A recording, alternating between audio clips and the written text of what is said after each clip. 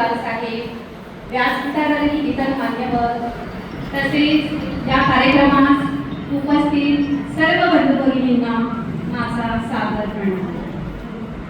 स्वर्गीय शरयूताई ठाकूर यांचा 14वा स्मृतिदिन आणि 8 मार्च रोजीच्या जागतिक महिला दिनाचे औचित्य साधून मंडळातर्फे आयोजित स्वर्गीय नागेश रामचंद्रराव पुरस्कृत या कार्यक्रमास माझ्यासारख्या लहान स्तरावर कार्यरत स्त्रीला प्रमुख अतिथी म्हणून हजेरी लावण्याची जी संधी मंडळाने दिली त्याबद्दल सर्व संबंधित पदाधिकाऱ्यांची मी मनस्वी आभारी आहे।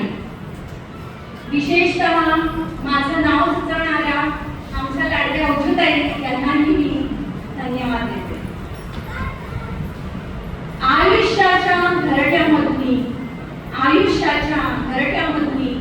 जीवनाचे सूर साधते, जगते, जगते, प्रेमाचे धागे जुळवते, म्हणूनच ती स्त्री म्हटली जाते। स्त्रीमधल्या ममत्वाला, तिच्यामधल्या जाज्वल्याला, स्त्री शक्तीला आज खूप मनापासून सगळ्यांनीच प्रणाम करावा। ती आहे म्हणून जग आहे असं म्हटलं तर वावगं ठरणार नाही। बघा ना, आजची स्त्री ही घरातही काम करते, ती बाहेरही काम करते। ही दुहेरी भूमिका ती खूप छान पद्धतीने साधते।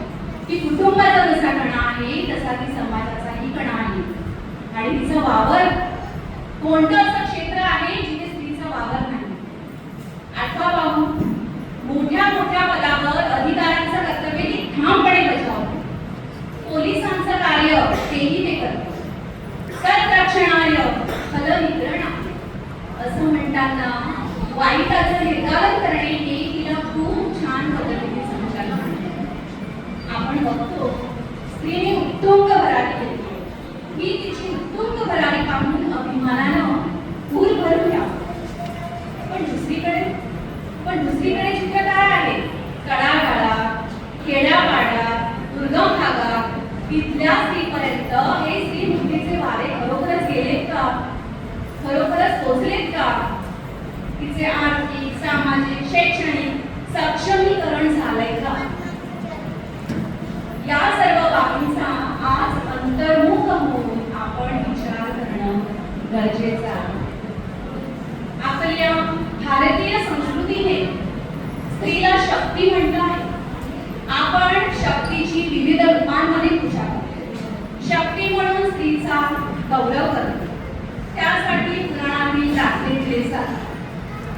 पण हा सारा गौरव स्वप्नरंजनाच्या पातळीवर असतो। भूतकाळाकडून वर्तमानाचा विचार करण्यापेक्षा भविष्य काळाचा वेध घेत पुढे जाणे गरजेचे असते। स्त्री पुरुषाच्या आधाराशिवाय उभीच राहू शकत नाही अशी कल्पना अजूनही आपल्या समाजात आहे। ती अबला आहे, ती दुर्बल आहे असं फार पूर्वीपासून तिच्या मनात अगदी ठासून भरलेलं आहे। मग ती कोणताही स्वतंत्र निर्णय कसा घेऊ शकणार? स्त्री ही घराच्या उंबरठ्याच्या आतच असायला पाहिजे। तिने फक्त चूल आणि मूल एवढंच पाहिलं पाहिजे असे काहींचे मत आहे। पण हे योग्य आहे का? वैदिक काळामध्ये स्त्रीला समान दर्जा होता, त्यानंतर तो खालावला। समाजाने स्त्रियांना खालच्या स्तरावर ढकलून दिले। मुघल काळामध्ये पडदा बंद झाली, त्यानंतर त्या स्त्रियांना बाहेरच्या जगाचे दरवाजे बंद करण्यात। परंतु आता मात्र 21व्या शतकाला सामोरे गेलेल्या स्त्रिया प्रगतीच्या शिखरावर आहेत, परंतु त्या स्त्रिया नगण्य आहेत। या उलट बळी जाणाऱ्या स्त्रियांची संख्या जास्त आहे।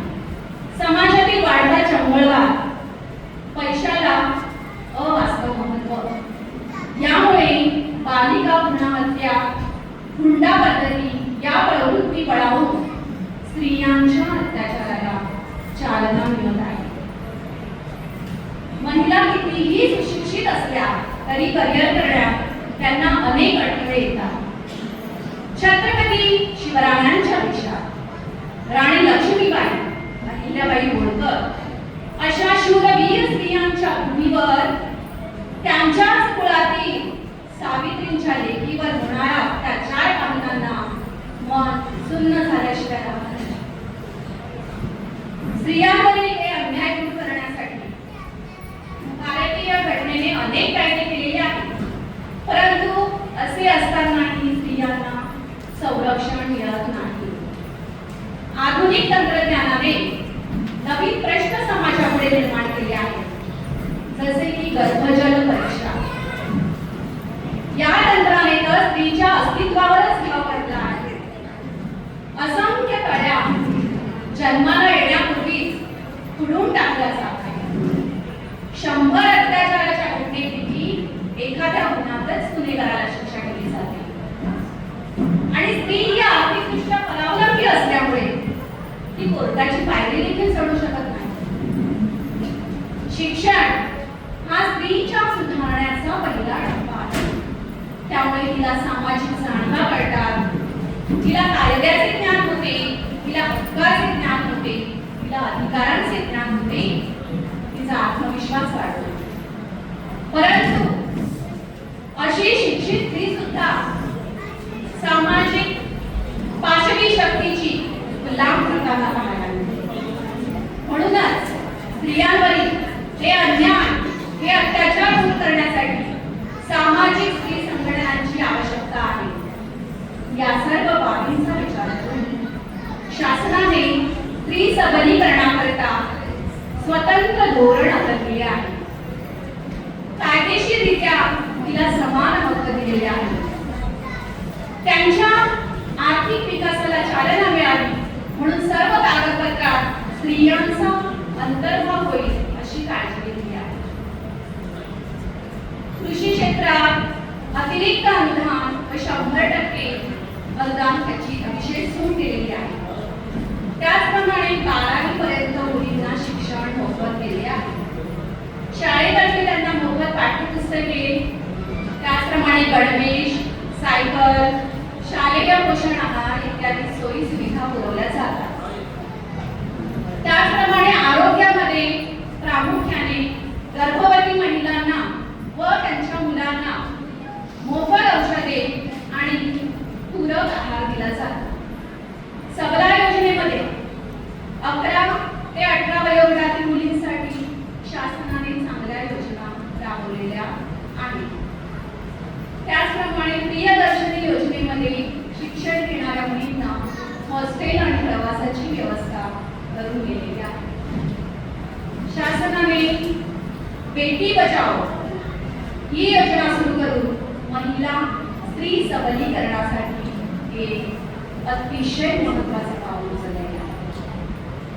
महिला आर्थिकदृष्ट्या सक्षम व्हाव्या म्हणून 1975 मध्ये महिला आर्थिक विकास महामंडळाची म्हणजे महाविमची स्थापना करण्यात आली. या महामंडळामार्फत बचत गट योजना, तेजस्विनी कार्यक्रम, राष्ट्रीय नागरी जीवन उपजीविका अभियान, राज्य ग्रामीण जीवन उन्नती अभियान इत्यादी विविध योजनांबरोबरच स्त्रियांना इतरही योजनांचा लाभ मिळणे सुलभ होण्याकरता शासनाने पशु सखी, कृषी सखी, कायदा सखी, त्याचप्रमाणे डिजिटल साक्षर होण्यासाठी इंटरनेट सखी अशा सोयी सुविधा आपल्याला उपलब्ध करून दिल्या आहेत.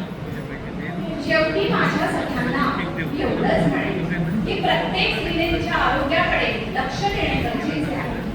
शिक्षणाची कास शेवटपर्यंत सुरू नये. छोट्या छोट्या हक्कांसाठी लग्न सुरू. कुटुंबातील मुला मुलींवर संस्कार करताना सुरुवातीपासूनच त्यांना समानतेचे धडे दिले गेले पाहिजे. त्याचप्रमाणे मुलीला आपण आर्थिक सक्षम बनवले पाहिजे. लवकर लग्न करून आई होण्याची जबाबदारी मुलीवर टाकणं टाळलं पाहिजे. हुंडा पद्धतीला ठाम विरोध केला पाहिजे. स्त्री भ्रूण हत्या रोखली पाहिजे. आपण आपल्या मुलीला जसा आधार देतो तसा सुनेलाही सक्षम बनवली पाहिजे. तिला सपोर्ट केला पाहिजे. प्रत्येक स्त्रीने दुसऱ्या स्त्रीला मदत करणे गरजेचे आहे. प्रत्येक मुली एकमेकींचे हातात गुंफून पुढे जाऊन अन्यायाला वाचा फोडण्याचं काम केलं तरच सर्व महिला चांगल्या प्रकारे आपलं आयुष्य जगू शकतील. सरते शेवटी माझ्या वाणीला विराम देताना मी एवढंच म्हणेन, अंधाराच्या फलकावर प्रकाशाचा वेध घे, अंधाराच्या फलकावर प्रकाशाचा वेध घे, सामर्थ्याच्या शस्त्राला अस्मितेची धार, सामर्थ्याच्या शस्त्राला अस्मितेची धार. दास्याच्या शृंखलांना विवेकाने साधले, दास्याच्या शृंखलांना विवेकाने साधले, परंपरेच्या वेदनांना कंठामधून वाटले, परंपरेच्या वेदनांना कंठामधून वाटले. उद्याच्या भगिनींना स्वातंत्र्याची भेटले, उद्याच्या भगिनींना स्वातंत्र्याची भेटले. मैत्रिणींनो, आज 23 मार्च म्हणजे शहीद दिवस आहे.